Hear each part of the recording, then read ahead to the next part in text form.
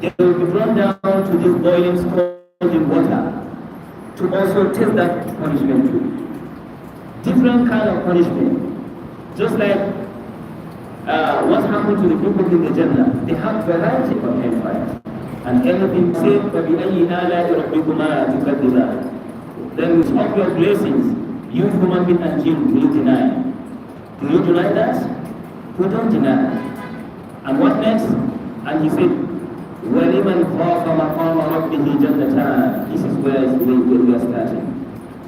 Allah finished the description of the hellfire, the kind of torment, the punishment they're going to receive. Allah finished that category. And now, talking about al-abrar. Allah. That is how Allah subhanahu wa ta'ala used to do in the Quran. When Allah subhanahu wa ta'ala tells you, brief you about the punishment of the hellfire, so that you will be serious, you know how serious it's going to be. Allah will then tell you about the time. If you follow the guidance of Allah subhanahu wa ta'ala, then liman khafa maqama rabbih jannatan. For those who fear standing before Allah, they have two gardens. It means masdar and bima'ana al-qiyam, standing before Allah. Standing before Allah. And you can see in this verse, لما ذكر أحوال أهل النار ذكر ما أعد لأهل الأبرار. After Allah subhanahu wa ta'ala mentioned the ahwal going to happen in the hellfire, and now ذكر ما أعد للأبرار, and now he's telling you about what Allah subhanahu wa ta'ala now drafts for the pious. What does he draft for the pious? Is Jannatan, the two gardens. But those who are qualified to have that guidance of Firdaus are the one who is able or capable to restrain himself from his evil desire. فَإِنَّ الْجَنَّةَ هِيَ الْمَأْوَى. Just to say, Allah subhanahu wa ta'ala mentions the two routes, two ways. Either you take that one, or you take this one. Illa ihdal husnayn. It is always either hellfire or Jannah. Tidings of the Jannah. We mention the issues that are going to happen in the hellfire and how Allah subhanahu wa ta'ala drafted the punishment, and it is surely happening. And now Allah is telling us about the Jannah.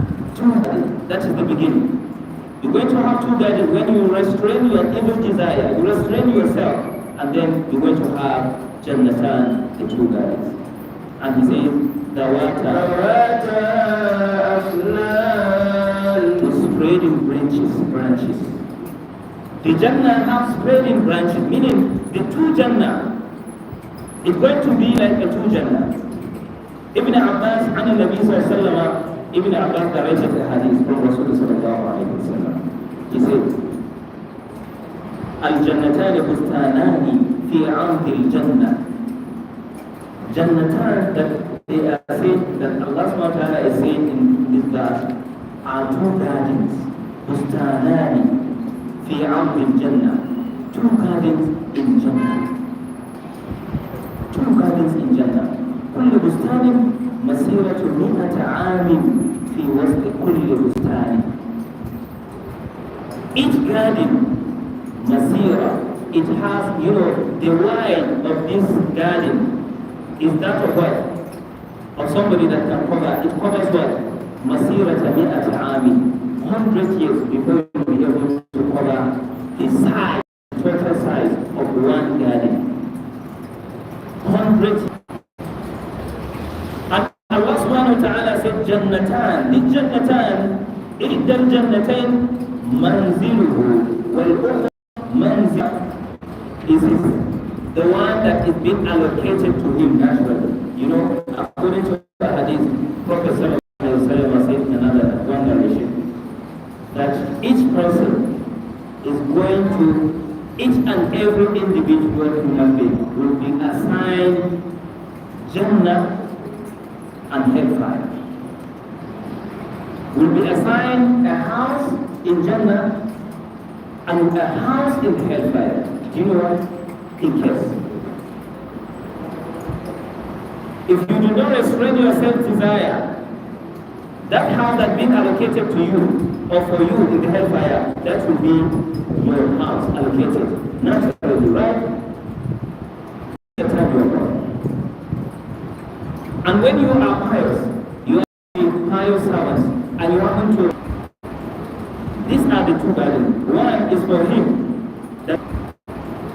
These are the two gardens. One is for him that's been allocated seeds, and the other one is allocated for his fair females to stay there in.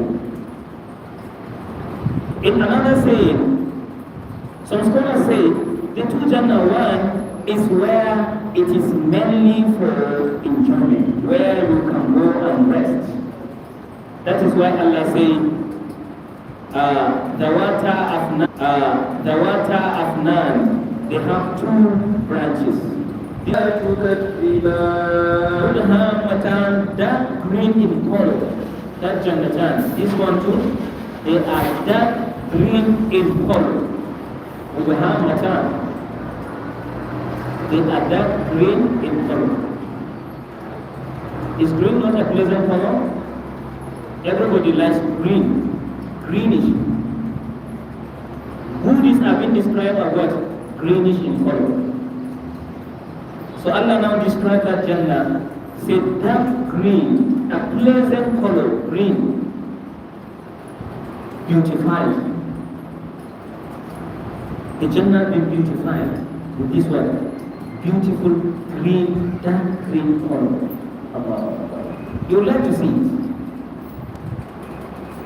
مدهامتان فيهما عينان نضاختان فيهما عينان نضاختان. In them both, in these two other ones will be two springs gushing forth, the flowing rivers, pleasantly flowing, very admiring and very interesting. فيهما عينان نضاختان. They have two springs that are following in the two Jannah pleasantly. And he says what? فبأي آلاء ربكما تكذبان.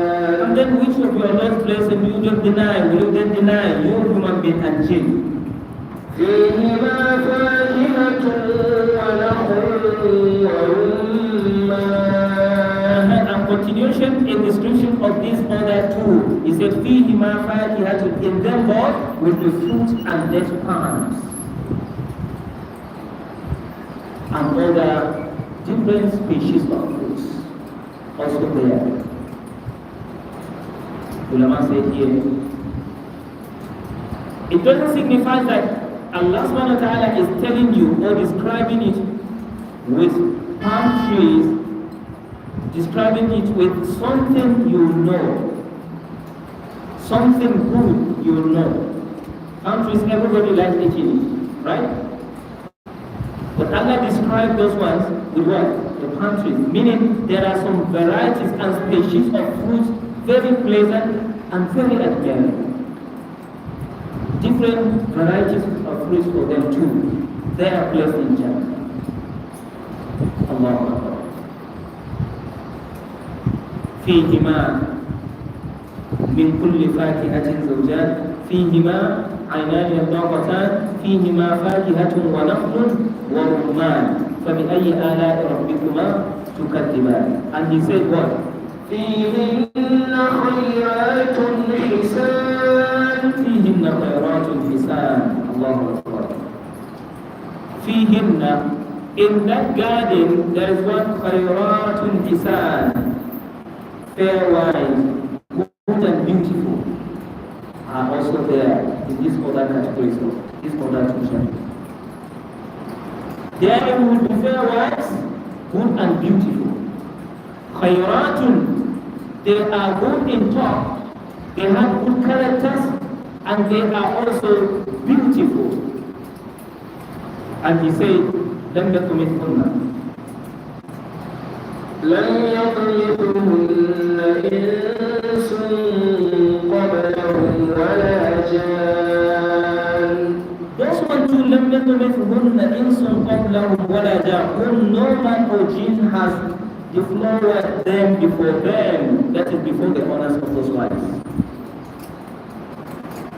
No one has ever touched them. No one has ever touched them. No jinn has ever implicated or attacked them. They've never done anything like that. They only know what their spouses in general. You like them. These are all what? Glad tidings of Jannah. These are part of the glad tidings that Allah subhanahu wa ta'ala placed for you so that you work hard. Allah subhanahu wa ta'ala said, تِلْكَ الْجَنَّةُ الَّتِي نُورِثُ مِنْ عِبَادِنَا تلك الجنة التي نورث من عبادنا من كان تقيا. That is the Jannah نورث من عبادنا, that we inherited those, the dwellers من عبادنا, inherited to what? To the righteous servants. من كان تقيا, who are pious. These are the descriptions that Allah subhanahu wa ta'ala placed in the Jannah and Allah subhanahu wa ta'ala inherited, gives you. He put it there, allocated it for you to enjoy living. There is nothing bad there. But when you compare the two, which one is better? The description of the hellfire and the description of Jannah. Allah has given you full now. Which one do you choose? If you say you don't like the enjoyment, meaning you like that punishment.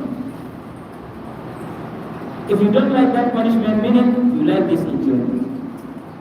It's either of the two. You have a choice. You can choose either of the two. You can choose to be good and enjoy goodies in general. Or you can choose to be bad and suffer the torment in the hellfire. So the choice is at your hand. It's yours.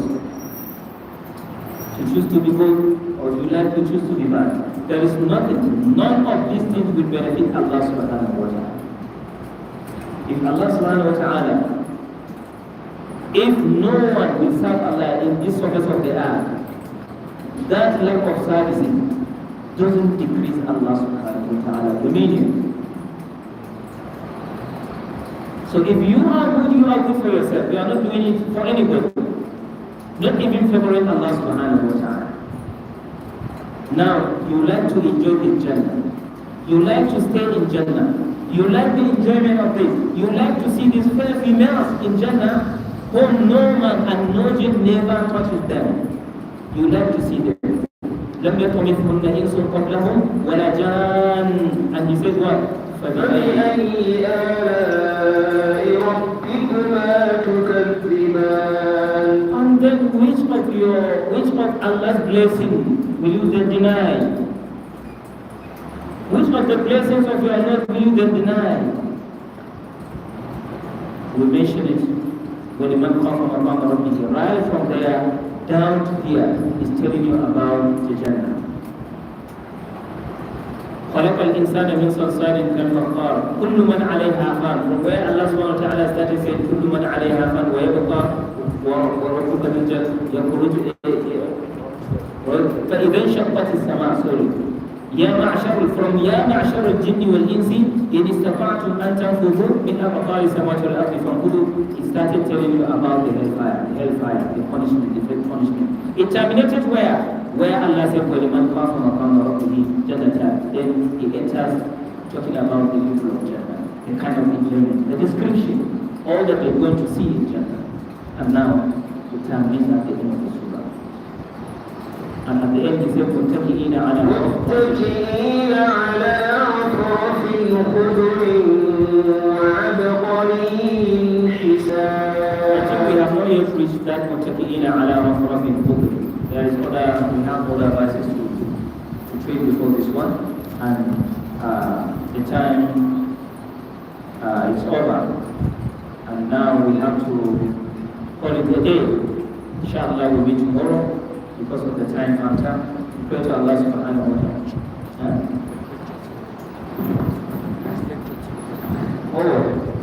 There is also a lecture, MSSN lecture that will be holding tomorrow by what time? Ramadan annual lecture, that is holding after, which automatically means that we are going to have tafsir till Monday, inshallah. By Monday, we're going to complete this surah and enter the next surah, which is Surah Al-Waqi'ah.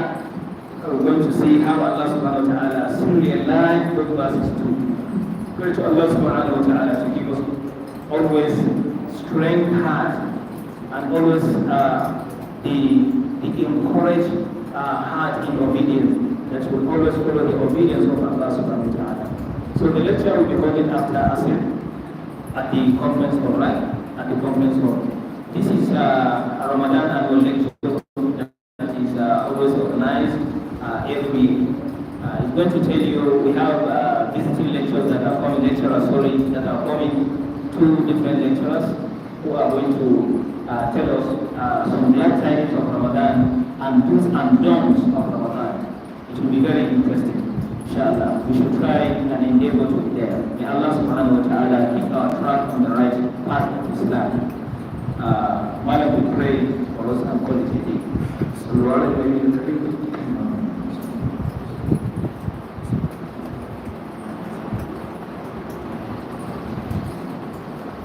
ربنا تقبل منا انك انت السميع العليم وتب علينا يا مولانا انك انت التواب الرحيم. اللهم انا نسالك الجنه ونعوذ بك من النار. اللهم بلغنا ليله القدر. ربنا لا تكلنا الى انفسنا طرفه عين. اللهم اغفر لموتانا وموتى المسلمين واشف مرضانا ومرضى المسلمين. سبحان ربك رب العزه عما يصفون وسلام على المرسلين والحمد لله رب العالمين.